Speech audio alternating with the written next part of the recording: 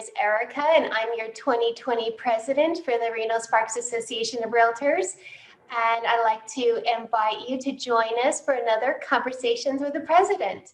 I'm really excited. We have a special guest today. It is Lawrence Yun. He is the Chief Economist and Senior Vice President of Research at the National Association of Realtors.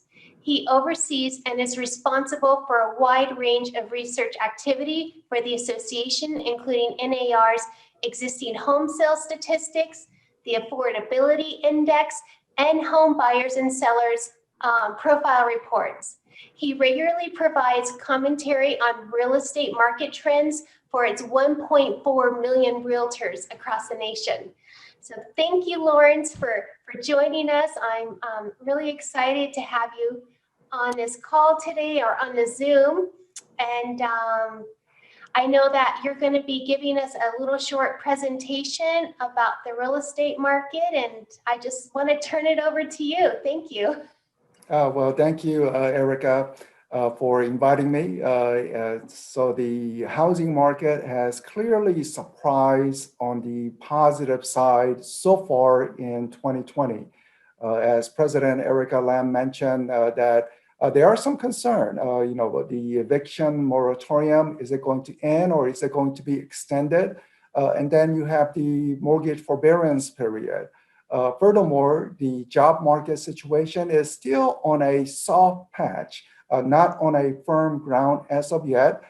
So we have to see whether another stimulus measure gets passed in Congress quickly, so we can get some cash out to the people, or whether or not we have to struggle through a few months until the vaccine really becomes available. So a lot of potentiality, the uncertainty.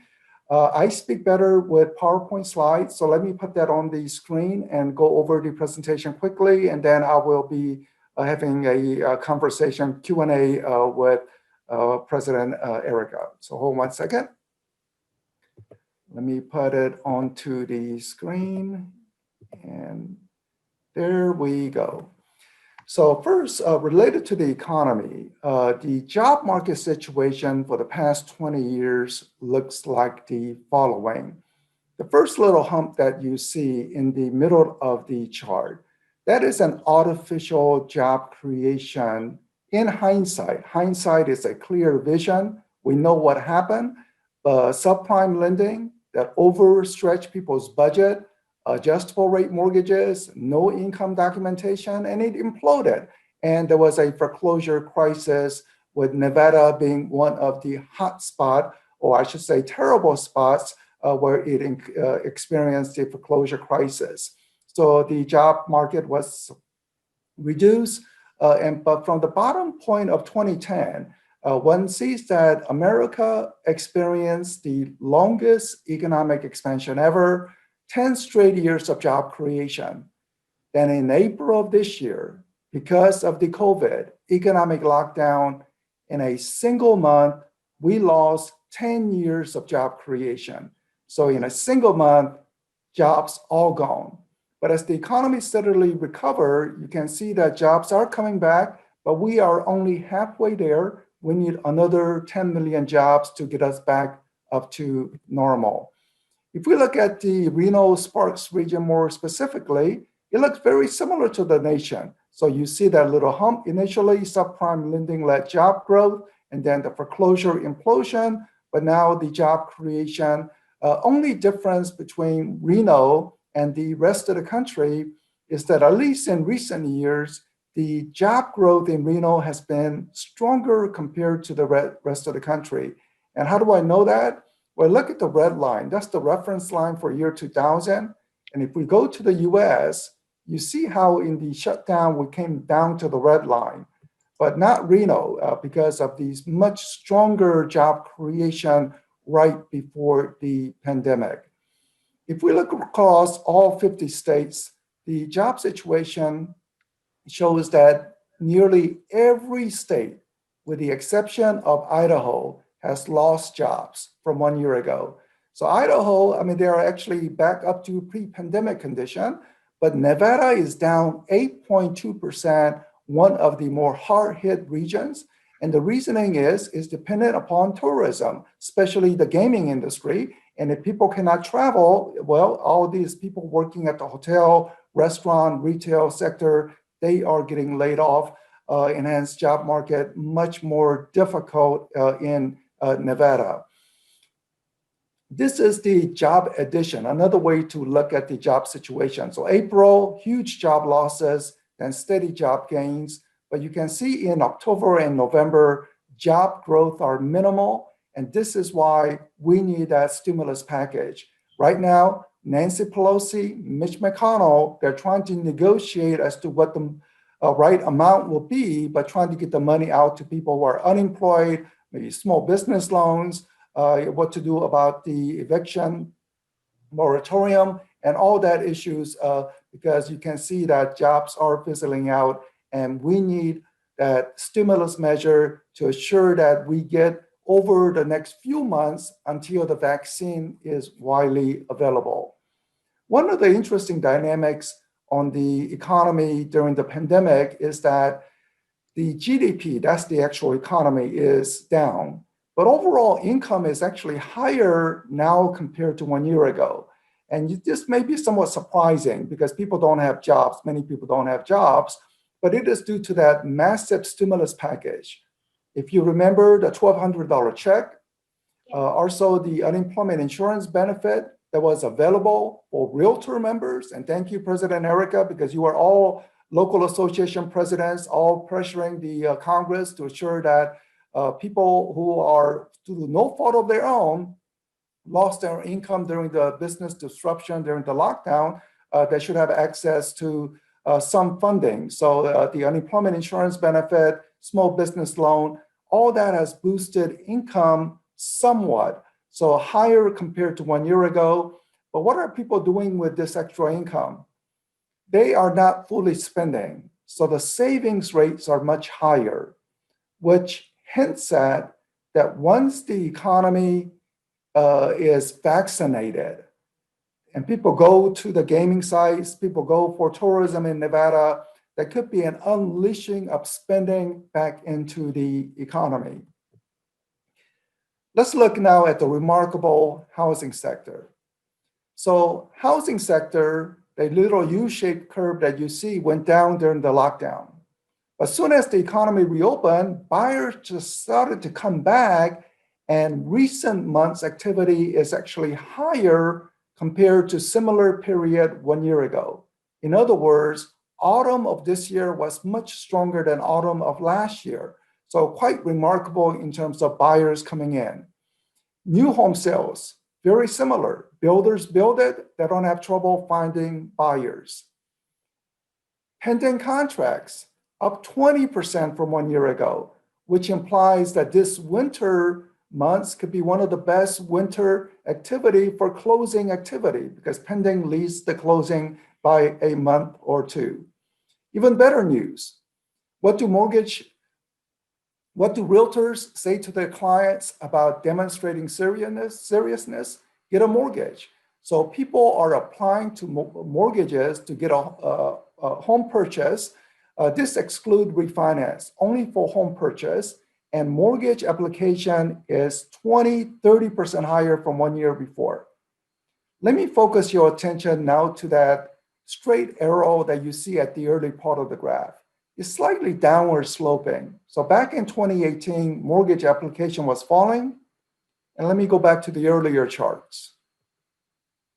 Pending contracts falling, new home sales falling, existing home sales falling in 2018.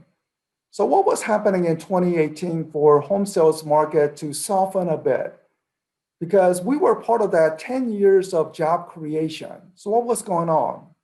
Well, in 2018, mortgage rates shot up from 4% to 5% to show that independent of the strength of the economy, if the mortgage rate goes up, home buyers retreat.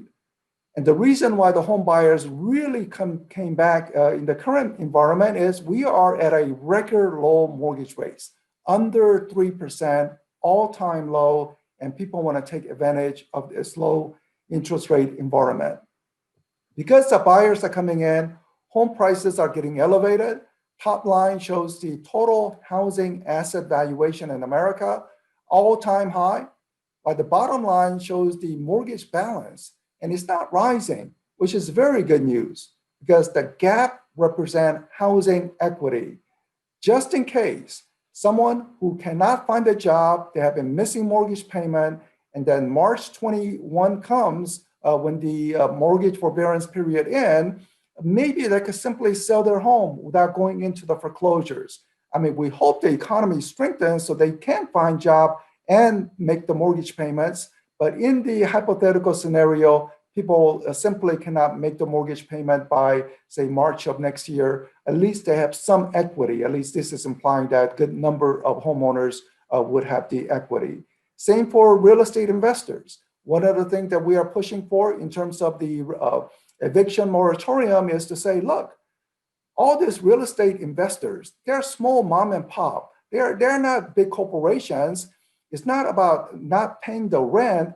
People should get rent subsidy so they can make the payment to the landlords because these are small-time investors. We cannot let these small-time investors be out dry without getting any kind of income because they will be in a very difficult situation. So we are very pushing hard in Washington to assure that any fix on eviction is related to rental subsidy so people can pay the rent, and that would be the right thing to do. So we're pushing hard on that stimulus measure.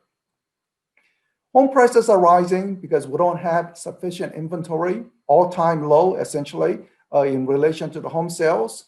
And builders need to build more homes, and housing starts would show how much new home construction we can anticipate.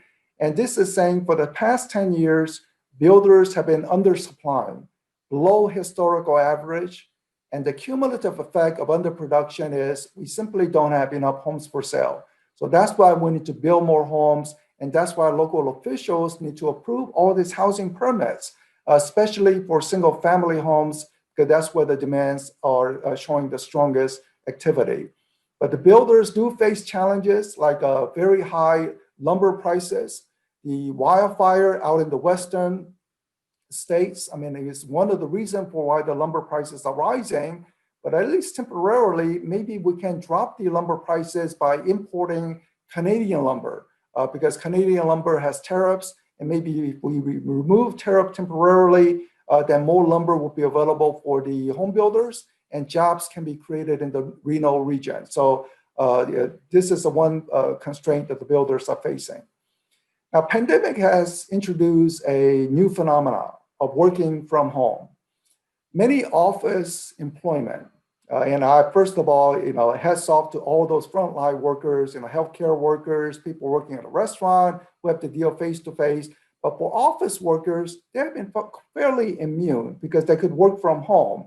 And this has led to change in locational preference. First, office leasing activity is falling greatly because people are saying, no, we don't need office spaces anymore, even as we hire more people. Extreme case, Twitter. Twitter, based in San Francisco, is in essence saying that people can work from home forever. And if that's the case, why stay in San Francisco when one can buy a mansion in Reno? So, so you may begin to see people working from home changing the locational preference. And we took a survey of realtors about their clients, about where they want to live. And most people want to live in the suburbs, or actually 47%. The other locations are rural areas and small towns. Urban area should be about 1/3, but it's now only 14%. So in other words, people want to go to the suburbs and smaller cities away from the city centers, big cities. Recreational area should be less than 10%, but now showing 13%. You go to Lake Tahoe, the demand for housing is super strong in Lake Tahoe. And in fact, we looked at all the counties which cater to vacation homes. And home sales in vacation counties are rising much stronger compared to normal communities. Because working from home, again, those office workers, working from home can also mean working from vacation homes. How would the boss know whether you're working from home or vacation home? Why should the boss care as long as you get the work done? So we have seen strong surge in sales activity in the vacation home market. So looking ahead into 2021, things are looking really good because the forward-looking indicator, pending contracts, as I mentioned, up 20%, mortgage application up close to 30%, lockbox opening up 21%, implying the strong housing demand, and buyer traffic. We asked realtors, how is the buyer traffic? Up 32%, and mortgage rates will remain low for foreseeable future for the next couple of years. So very good condition. So the forecast is that in 2020, the middle column, we are in a recession. Everything is down. But 2021, with the vaccine just around the corner, things will turn positive. We just need a stimulus to get over that hump between the vaccine distribution and the current state. Well, related to the housing market, the situation is that home sales, the middle column, remarkably in 2020, even though we missed the spring buying season, will be ahead in 2020 versus 2019, especially for the builders up 20%, existing home sales up about 3%, strong second half, prices rising strongly. And as we go into 2021, consider mortgage rate at near record lows. Then we have job creation and second order housing demand. People who can work from home say, why am I in the Bay Area when I can go to Nevada? Not only can I buy a mansion at lower prices, but also zero state income tax. What an attraction. So you may begin to see that extra home sales boost from Californians moving into Nevada. So overall condition is the home sales activity will be good, and things are at least for 2021 looking bright for the housing sector. So now I'm going to turn it back over to President Erika. Thank you, Lawrence. That was a lot of wonderful information. It's very encouraging. I think my favorite graph, and yes, I was there screen printing every single one of those slides. So if you saw me going back and forth, and so that is very encouraging to see the equity that folks have in their home compared to what the mortgage, the amount of money that people owe on mortgages remaining relatively stable, but their equity going up. And so I guess that ties me into brings me into my next question is, the mortgage and forbearance deferment market. I'm sure that there are plenty of homeowners out there who either did not take advantage of the forbearance deferment opportunities, or they did take advantage of it, but unfortunately, they're still not able to make their mortgage payments. Does NAR track the percentage that's out there as far as the forbearance market and how many of those homeowners may be going into, what is the correct word?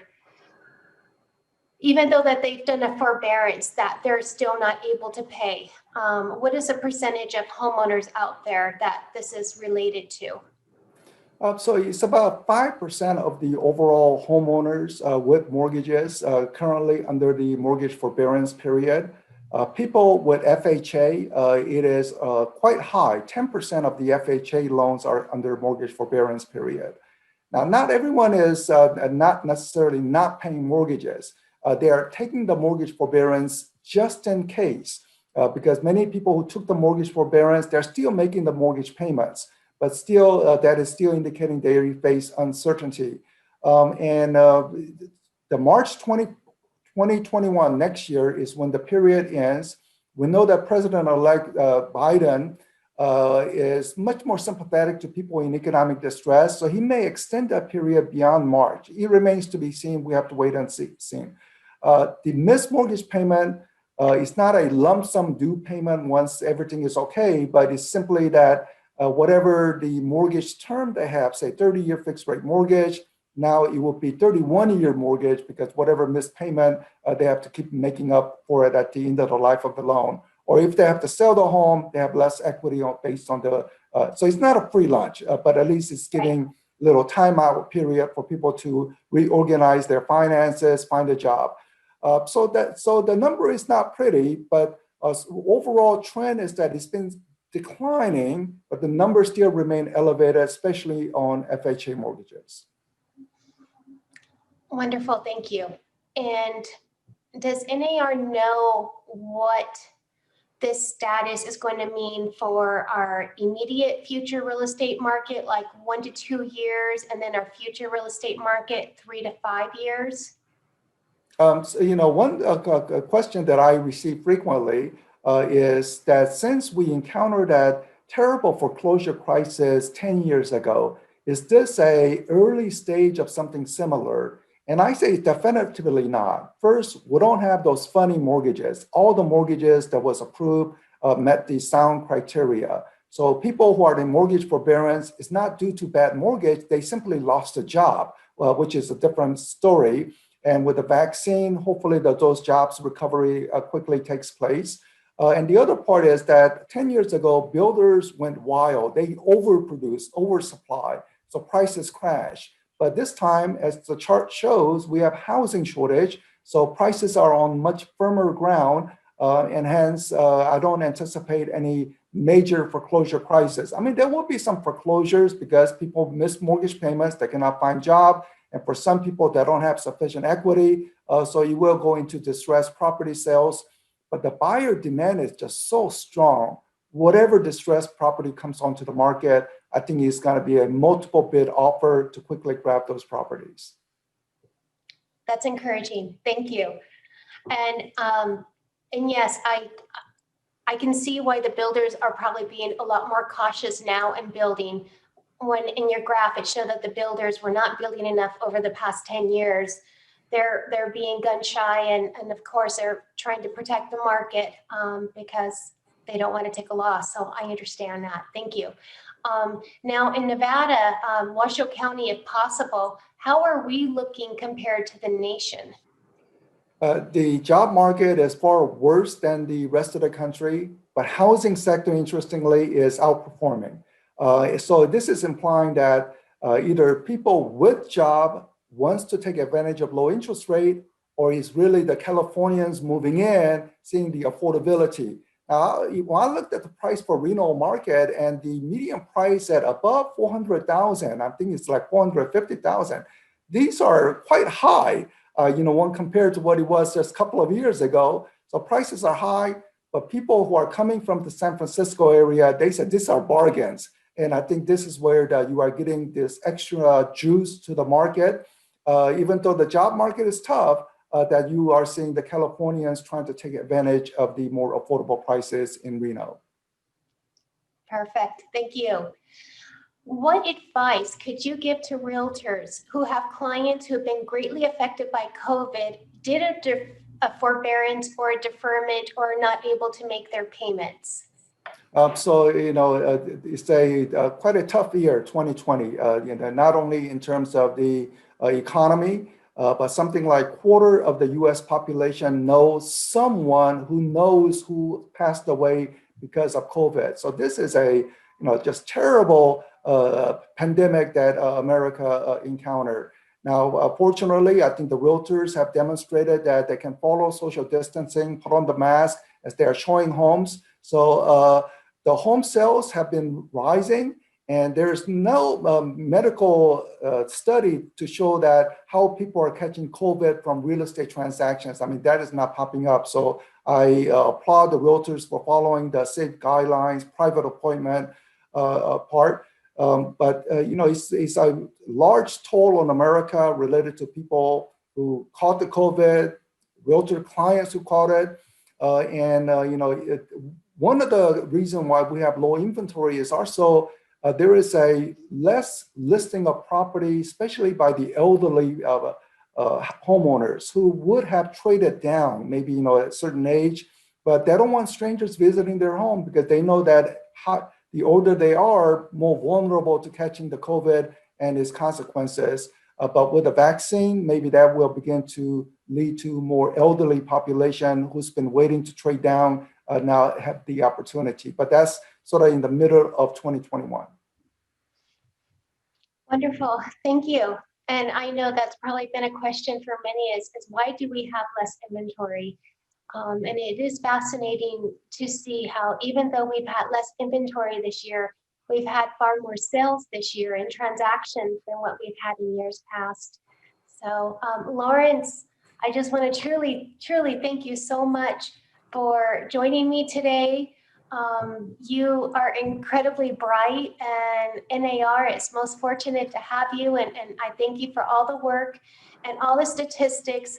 You do so much research for all of us realtors and for the nation, providing details on the real estate market, and I truly appreciate you, and I know many do. So I just want to say thank you so much for joining me today. Thank you so much for your kind words. Thank you, Lawrence. And to our viewers, this is going to be my last Conversations with the President this year.